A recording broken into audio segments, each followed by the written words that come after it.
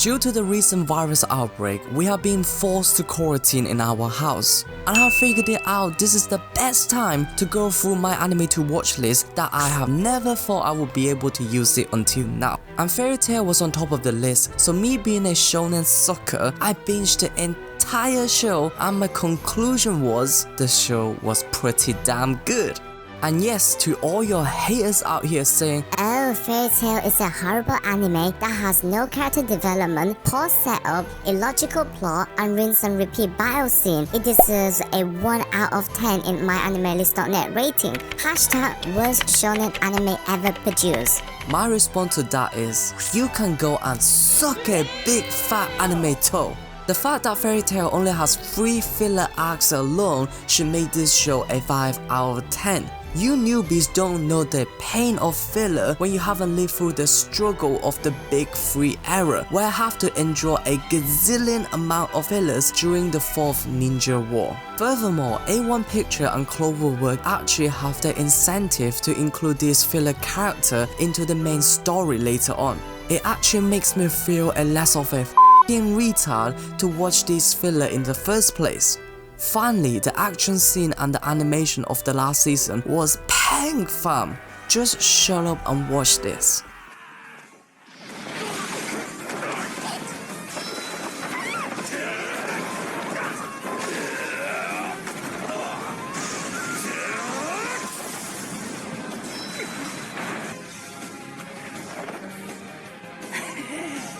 In terms of music and OST, Fairy Tail has one of the best bangers in the shonen genre. You know, when you hear this song online, you will clap anyone. Heck, it even made Yamcha out here looking like Gohan beating Perfect Cell's ass. On top of that, you have the best mascot in the last decade. You know what? Forget about that. Happy is by far the best mascot of shonen anime history. Don't even at me about that. Oh shit. I was meant to make a video on who is the most broken character in the show. Oh well, I could at least let all the haters know how awesome Fairy Tail is. So without further ado, let's begin today's video on who is the most broken character in Fairy Tail. And now, hit my intro fam.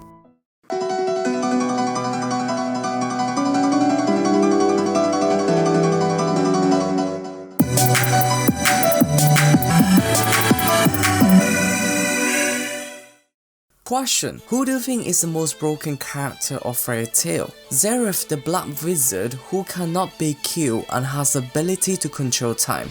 Maybe it was Agnologia, the king of all dragon, who has the ability to absorb all magic. Oh, I know, it has to be Natsu, the main protagonist of the show who defeated both Zeref and Agnologia with the power of friendship. The answer is Elsa Scarlet. Look, you weeps are probably wondering, "Oh, Elsa is not even that OP. She never defeated a big boss and she can't even defeat Jella and she needs Natsu to rescue her." well, you are right up until the 2nd season of the anime. I'm not gonna be bothered explaining every single little moment where Erza is broken and way too OP. I'm just gonna shut up and show you the top 5 moments where Erza was just so goddamn OP and broken. So here's a little bit of background information. Erza was fighting Kagura, aka the strongest wizard from Mermaid Hyogyu. As you can see, Erza was struggling against Kagura, but she somehow managed to get the job done, which was fine. But here's where the bullshit begins. Minerva, aka the strongest female wizard of Sabretooth, came out of nowhere and started beating the shit out of Erza. So Erza right now barely has any stamina nor mana left. Somehow Erza took all the beatings and still managed to pull out Naka Agami armor using her 2nd origin and beat Minerva with a single strike. It was a bit of a bullshit, but I somehow managed to persuade myself that maybe Minerva was a glass cannon where she hits hard but gets hit harder. This moment is already quite bullshit, but it's only getting worse from here onward. At this moment, all of Alice's sense was taken away from her, and her pain sensitivity has been maxed out. So Alice is extremely fragile and she could not see, smell, nor hear. In comparison, Cure Girl was in her interior's form with extra power from Sarah. So how do you beat a buff up demon in her final form when you are blind and deaf? Well, you beat her with light and the power of friendship. Wait, what?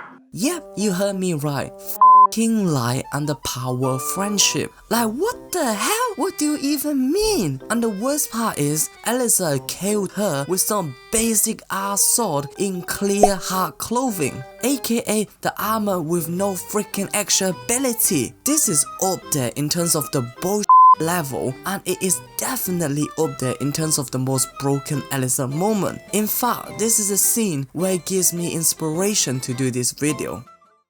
Now, this is where the real bullshit begins. Here we have Nirha, who is part of the Springen 12. His ability was to summon the worst enemy that an individual has faced before. So for Erza, 3 of her worst enemies were summoned. There were Ikaruga, Azuma, and Kyoka. They were beating the shit out of Elsa as per usual, and now she was tied up by Azuma's Great Tree Arc. Elsa was in the worst position possible, facing 3 of her strongest enemies to date. Guess how she overcome this danger?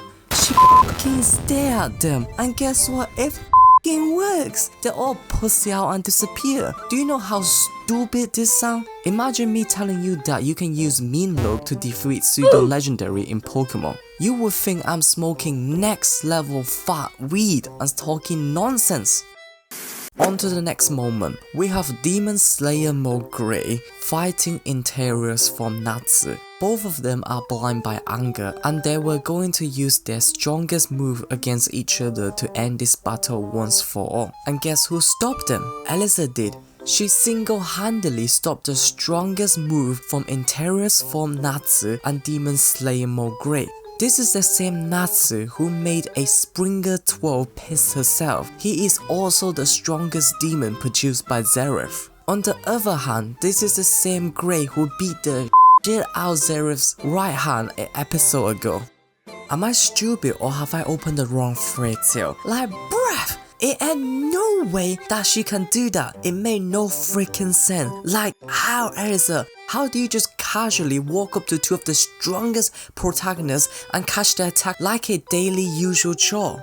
Last time I checked, when a 3-man protagonist trying to stop a fight between 2 main protagonists, she almost got her ass killed until Kakashi came and bailed her out.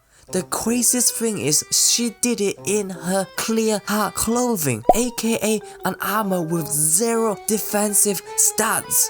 Bruh, if this is not broken, then I don't know what is. Finally, we have the most bullshit, broken, overpowered, biggest flex moment of Elisa in the show. So Elisa was fighting Airi, the strongest female wizard of Alvalek's empire. Top 3 Spriggan, the creator of Dragon Slayer, a f***ing dragon herself. Basically, you need a freaking miracle to beat her. Airi turned into her dragon form and broke Elisa's left hand and leg with a single strike. Then she used her strongest magic to summon a gigantic asteroid to kill Elisa. Guess what Elisa did? Run away? Getting teleported by Mess? Getting rescued by Jalal? Hell no! P.S. Jalal, you piece of shit. Haven't done for the entire season. You were supposed to be a useful guy, not a useless piece of shit. You had one job, and that is to love Elisa, and you can't even do that. The only thing you did the entire season was distracting Elisa. You piece. It looks like I went off topic for a sec. Let's get back to the main focus. So Elisa was in the worst position possible, facing the strongest magic from Airi with broken arms and legs. Guess how she handled this situation? Elisa elevates herself into the air towards the asteroid, completely ignoring the law of physics, while making Isaac Newton questioning his theory and existence in tears. Then she accelerates in mid-air using the same 0 defense clear heart clothing. What on earth would you think that it was a good idea to be half naked to run against a giant ass asteroid? This doesn't make any sense, I swear to God. Eliza, first and foremost, what runs through your brain to think that it is a good idea to smash a human body against a giant ass asteroid? Last time I checked, these rocks extinct the strongest species in Earth. They nuke Zerato's ancestor like LeBron decking on Jason Terry.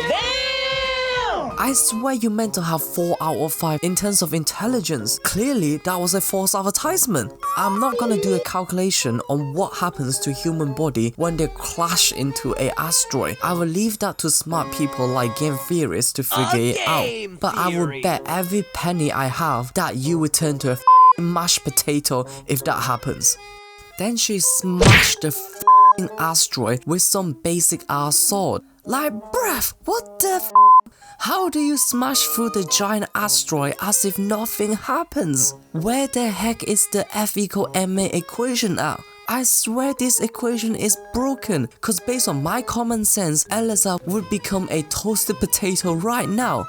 F=ma? More like my ass. To conclude, Eliza is broken and she is way too OP. The worst part is, she gets random power up out of nowhere. In comparison, Natsu at least makes sense. He needs to eat some fire to get power up. So, based on my opinion and the research I have done, Eliza is indeed the most broken character of Fairy Tail. But don't get me wrong, I love Eliza and she is by far the best girl of the show. With that being said, I still enjoy the show a lot and I do recommend those who enjoy shonen to go check out this anime during this quarantine time. And we are done for now. You will stay safe and stay blessed. I'm out. Peace.